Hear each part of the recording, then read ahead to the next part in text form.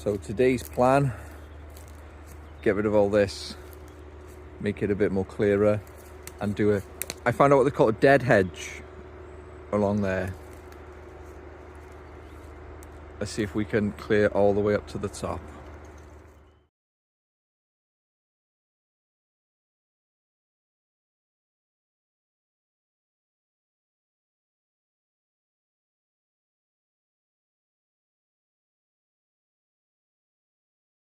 Right, there's one lot done.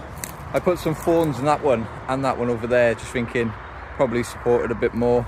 People won't go out their way to wreck it, but this is a new one.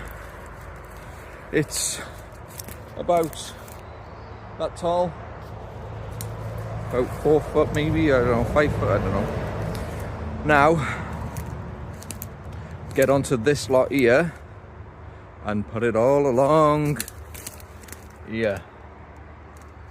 Lovely.